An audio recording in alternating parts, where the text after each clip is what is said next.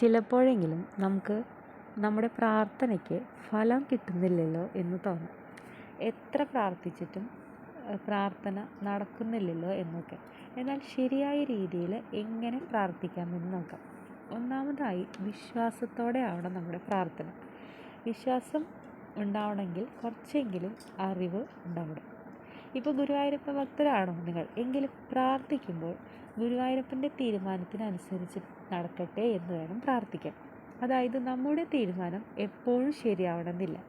അപ്പോൾ ഭഗവാന്റെ തീരുമാനം പോലെ നടക്കട്ടെ എന്ന് വേണം പ്രാർത്ഥിക്കാൻ. കുറേ മന്ത്രങ്ങൾ നമ്മൾ ചൊല്ലിയിട്ട് കാര്യമില്ല. വിശ്വാസത്തോടെ ജപിക്കണം എന്ന് പറയില്ല.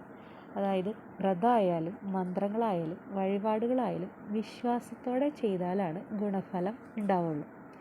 വിശ്വാസത്തോടെ ജപിക്കുന്ന മന്ത്രം മനസ്സിൽ അങ്ങോട്ട് ഉറയ്ക്കും. നമ്മൾ ഭഗവാന്റെ സേവകരാണെന്ന് മനസ്സിലാക്കിയിട്ട് വേണം പ്രാർത്ഥിക്കാൻ.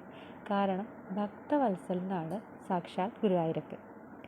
പിന്നെ നമ്മൾ പ്രാർത്ഥിക്കുമ്പോൾ നെഗറ്റീവ് വാക്കുകൾ, അതായത് രോഗം, കടം, അപകടം ഈ വക ഉപയോഗിക്കുന്നതിന് പകരം പോസിറ്റീവായ വാക്കുകൾ, ആരോഗ്യം, ധനം, വിജയം, അങ്ങനെ നമുക്ക് കേൾക്കുമ്പോൾ കുറച്ച് മനസ്സമാധാനം തോന്നുന്നതാണല്ലോ പോസിറ്റീവായിട്ടുള്ള വാക്കുകൾ.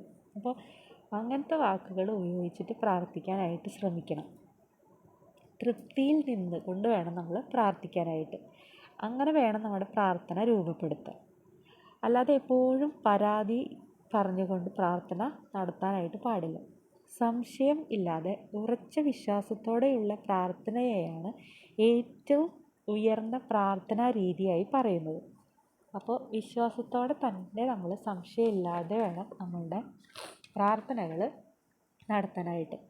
ഭഗവാൻ അത് നടത്തിത്തരും എന്ന ഉറച്ച വിശ്വാസം ഉണ്ടെങ്കിൽ പ്രാർത്ഥന നടക്കുന്നത് തന്നെയായിരിക്കും.